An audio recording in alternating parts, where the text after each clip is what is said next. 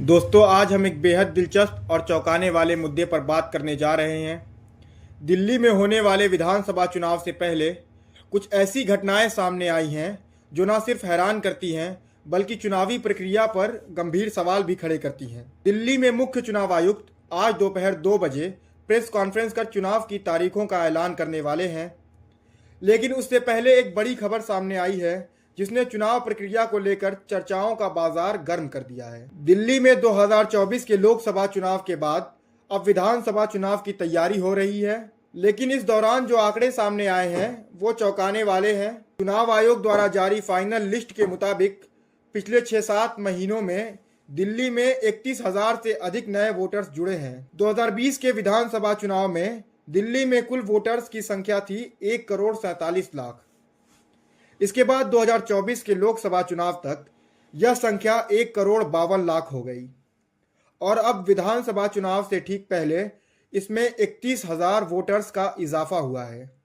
इस अचानक बढ़ी हुई वोटर्स की संख्या ने कई सवाल खड़े कर दिए हैं।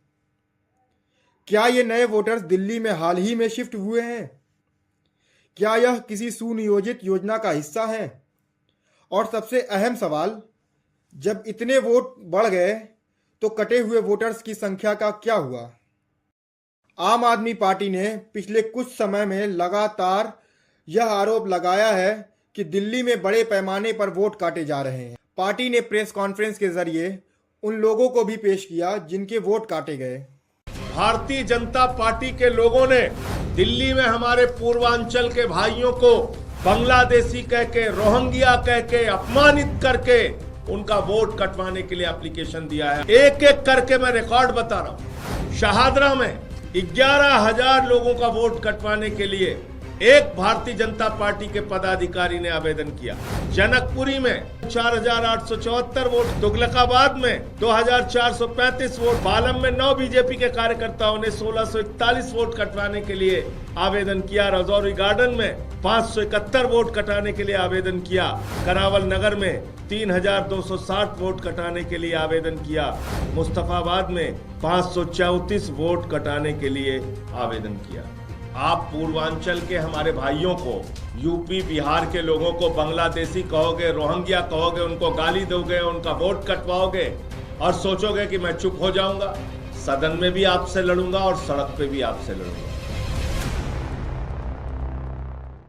जबकि वे दिल्ली के स्थायी निवासी हैं। पूर्व मुख्यमंत्री अरविंद केजरीवाल और उनकी पार्टी ने चुनाव आयोग से शिकायत भी की है, लेकिन इस मुद्दे पर अब तक कोई ठोस कार्रवाई होती नहीं दिखी है। दिल्ली का वोटिंग पैटर्न हर चुनाव में अलग अलग नजर आता है। विधानसभा चुनाव में आम आदमी पार्टी को 53.4% वोट शेयर मिला, जबकि बीजेपी को 38.5% और कांग्रेस को महज 4.26% वोट मिला। लेकिन एमसीडी चुनाव और लोकसभा चुनाव में तस्वीर पूरी तरह बदल गई। चुनाव में आम आदमी पार्टी और बीजेपी के बीच वोटिंग अंतर महज 2% रह गया।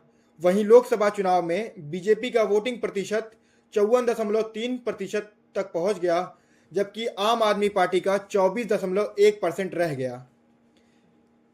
विश्लेषकों का मानना है कि यह वोटर्स का आंकड़ा राजनीतिक रूप से महत्वपूर्ण हो सकता है। क्या यह बढ़े हुए वोटर्स किसी एक पार्टी के स्ट्रांग वोट बैंक को कमजोर करने की योजना का हिस्सा है या यह केवल चुनावी प्रक्रिया का हिस्सा है?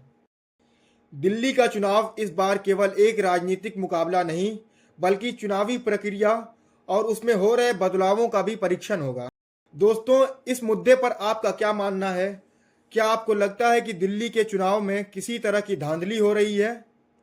कमेंट सेक्शन में अपनी राय ज़रूर बताएं और इस वीडियो को ज़्यादा से ज़्यादा शेयर करें ताकि यह मुद्दा सबके सामने आ सके। चैनल को सब्सक्राइब करना ना भूलें। धन्यवाद।